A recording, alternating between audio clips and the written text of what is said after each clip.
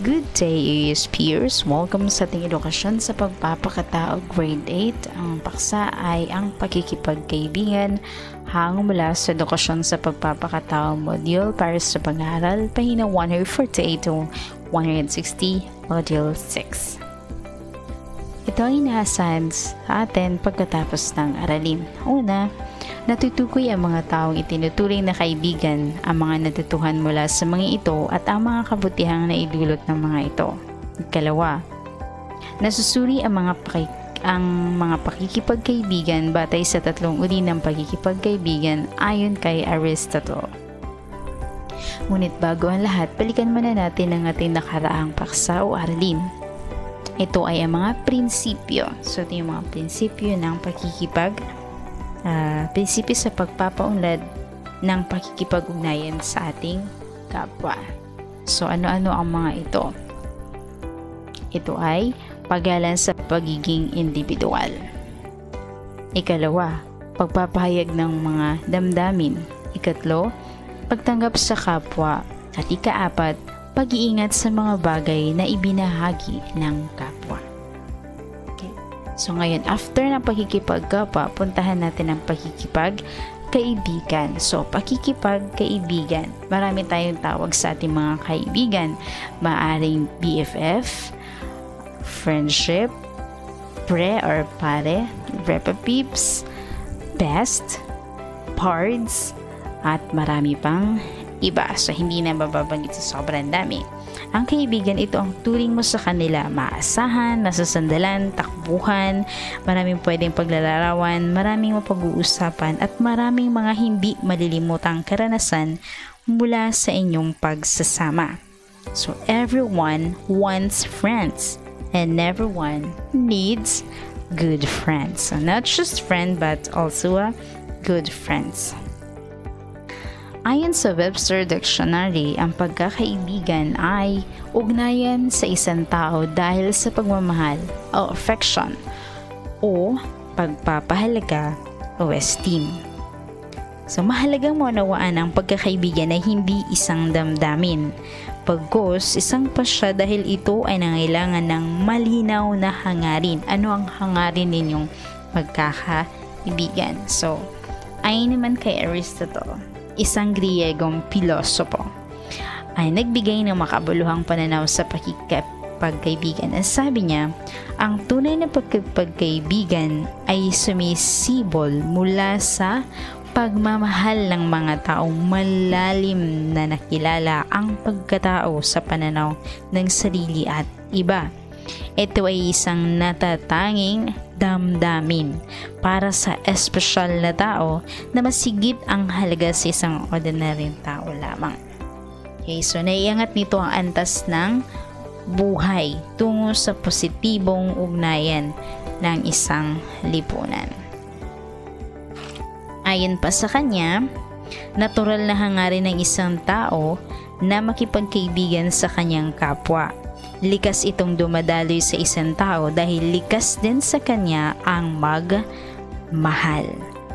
So, sinuportahan naman ito ni Emerson. Ayon sa kanya, ang biyaya ng mabuting pagkikipagkaibigan ay hindi lamang makakamit sa ngiti at saya ng isang pangkat ng magkakaibigan o ng tulong at pabor na maibibigay nila, kundi ito'y mararamdaman sa inspirasyong nagmumula sa taong naniniwala at nagtitiwala sa atin. So, yun naman ay kay Emerson. Ayon naman kay William James, ang wagas sa pagkakaibigan ay bunga ng pagsisikap na dalisayin at patatagin ang ugnayan sa pangmatagalang panahon. Kung kaya't dapat na unawain na kailangan ng pagsisikap upang tumagal ang pagkakaibigan. Ang pagsisikap ng sinuman na alagaan ang ugnayan sa isang kaibigan ang nagpapatingkad ng halaga ng isang samahan. Mahalaga rin na bigyan pansin natin yung tatlong uri ng pagkakaibigan. Ito ay ayon kay Aristotle. Makakatulong ito upang masuri ang uri ng pagkakaibigan. Una na rito ay ang pagkakaibigang nakabatay sa pangangailangan. So ano ba ito? Ito ay pagkakaibigang inilalaan sa isang tao dahil sa pangangailangan ng isang tao. Ikalawa, pagkakaibigang nakabatay sa pansariling kasiyahan. Ang ganitong uri ng pagkakaibigan ay nabubuo sa pagitan mo at ng isa o higit pang tao na masaya kang kasama o kausap. Ikatlo, pagkakaibigan na nakabatay sa kabutihan. Ang ganitong uri ng pagkakaibigan ay nabubuo batay sa pagkagusto o admiration at paggalang sa isa't isa. So, hindi mawawala yung paggalang sa isa't isa. Ang mas malalim at makabuluhang pagkakaibigan ay nabubuo sa pagitan ng mabuting tao na kapwa nagtataglay ng mga birtud at pagpapahalaga. Ang ganitong uri ng pagkakaibigan ay tumatagal, katulad ng pagiging pangmatagalan ng birtud at pagpapahalaga. Ang tao ang humuhubog ng kanyang pagkakaibigan. Ang kanilang pagkakaibigan ang humuhubog sa kanila. So, ang pagkakipagkaibigan ay isang kapangyarihang ugnayan. So, meron tayong mga bagay na naidulot ng pagkakaibigan sa pagpapaunlad ng ating pagkatao ayon sa aklat ng The Fabric of Friendship by Joy Carol 2008. So, number 1, nakalilikha ito ng mabuting pagtingin sa sarili. So, nagbibigay din ito ng kapanatagan ng damdamin at kalakasan sa personal na pagkakakilanlan. Kapag may mabuting ugnayang namamagitan sa inyo na iyong kaibigan, ang kakayahang magbahagi ng taglay ng mga katangian sa isa't isa ay nakapagpasaya sa atin. So, ikalawa, natutuhan kung paano maging mabuting tagapakinig. So, mabuting tagapakinig. May kalakip na pagmamahal ang tunay na pagkikipagkaibigan at may pagsasaalang-alang sa kung ano ang makabubuti para sa kaibigan. Iba ang kahandaan na nakikita mula sa isang tao na makinig kapag ito ay mula sa iyong kaibigan. So, mabuting tagapakinig. Number 3, natutukoy kung sino ang mabuti at di mabuting kaibigan. Number 4, pahalagahan ang mabuting ugnayan sa pakikipagkaibigan. So, natutunan mo itong pahalagahan. Number 5, bagong ideya. So, dito sa mga bagong ideya, magkakaroon tayo dahil sa ating mga kaibigan, magkakaroon tayo ng mga bagong ideya at pananaw sa pakikipagkaibigan. Pakikipagkaibigan tungo sa paglinang ng pakikipagkapwa. Ang pagkakaibigan ay bunga ng pagbibigay at pagtanggap. Ito ang simula ng pagkikipagkapwa, ang tanggapin na may ibang tao maliban sa iyong sarili. So, ang pagkikipagkaibigan ay maituturing na isang birtud ayon kay Santo Tomas de Aquino. So, ang pagbibigay na nararapat sa lahat ng tao tulad ng kanyang karapatan, respeto, pagmamahal at pag-unawa ay tumatahak sa landas ng katuwiran at makatarungang pamumuhay. Kung kaya, katulad ng winika ni Aristotle na ang tunay na pakikipagkaibigan ay maaari lamang mangyari sa pagitan ng mabuting tao. Ang bawat isa ay naghahangad ng ikabubuti ng kaibigan sapagkat mabuti ang pagkatao nila.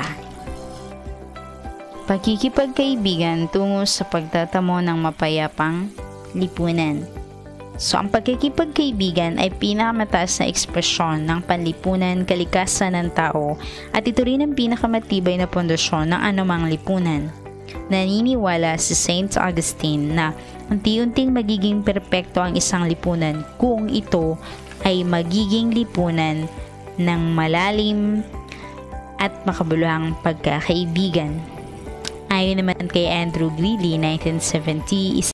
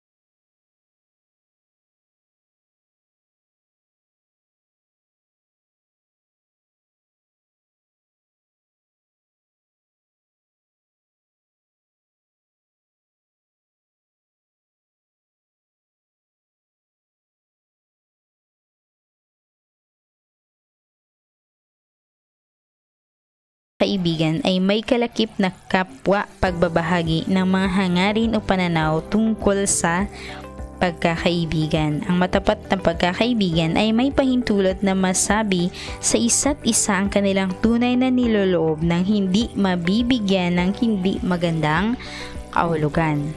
5. Kakayahang mag-alaga ng lihim o confidentiality at pagiging tapat o loyalty. So ito ay nabanggit na rin nun sa nakarang aralin natin na pakikipagkapwa. So mahalaga po talaga ang confidentiality at loyalty natin sa isa't isa. Number 6. Pag-unawa sa nilalaman ng isip at damdamin ng iba or empathy.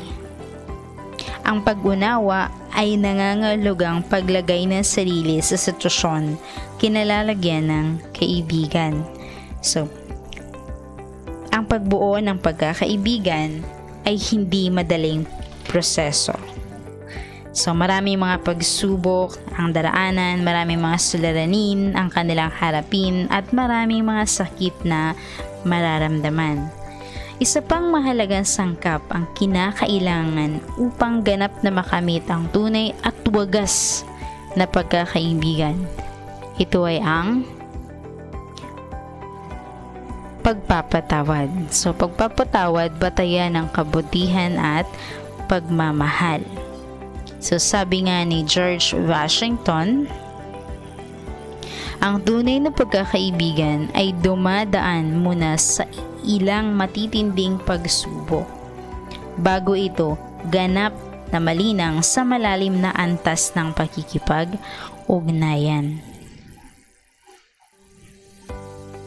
Ang mabuting pagkakaibigan ay marunong tumanggap sa katotohanan, handang ipakita ang kababaang loob at magpatawad.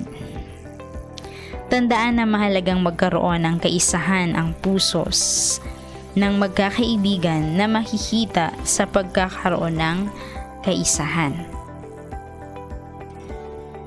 Itong kaisahan na ito yung harmony ng kanilang pag-iisip at sa maingat na pag-alaga sa isa't isa. Ang pagtingin sa tunay na pagkakaibigan ay hindi tumitingala o yumuyuko sa kaibigan. Tinitingnan mo siya at kayo ay nakatingin sa iisang direksyon, patungo sa kabutihan, gamit ang kabutihan at pagmamahal ng Diyos bilang gabay. So, lagi po nating tatandaan na hindi man madali ang makikipagkaibigan o makikipagkapwa, ngunit gamitin natin ang kabutihan at pagmamahal ng Diyos bilang gabay sa atin sa araw-araw. Maraming salamat po. God bless and stay safe.